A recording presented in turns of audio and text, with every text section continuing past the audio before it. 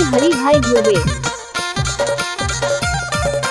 काहे दे काहे गुरी है ना कछु लेना ना देना, गंगे को रत्ना फूट गई है ना कछु लेना ना देना। काहे दे काहे गुरी है ना कछु लेना ना देना, गंगे को रत्ना फूट गई है ना कछु लेना ना देना। काहे मारे टुरताना लगी रही न जाना, सुनत रहो मैं गाना फुकट करे बदनामा।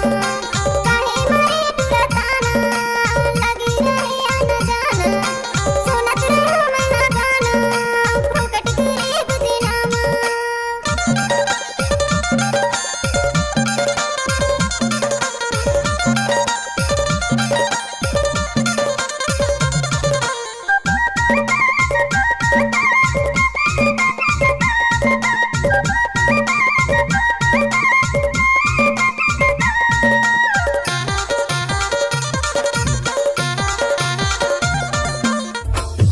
बाजार जावै लिवै तू शक्कर, किसाना नाना लिवै तू शक्कर, नचैया बाई जादै तू खच्चर।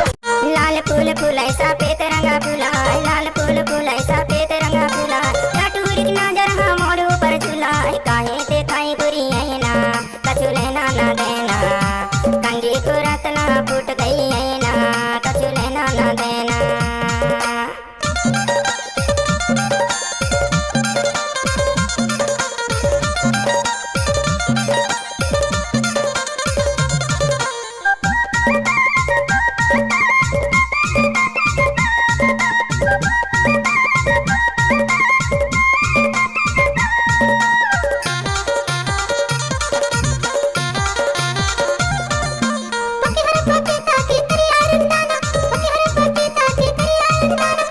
डीजे सरवन भाई गांव समनापुर वाले।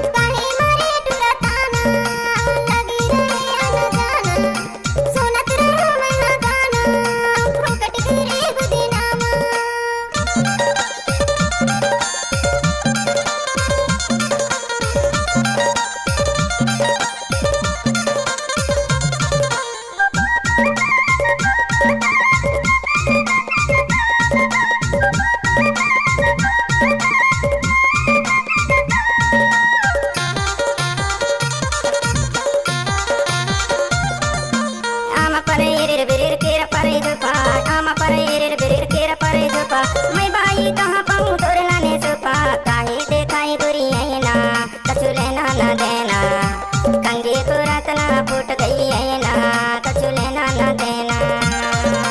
काहे देखाई गुरी है ना कछु लेना ना देना, कंगे को रत्ना फूट गई है ना कछु लेना ना देना।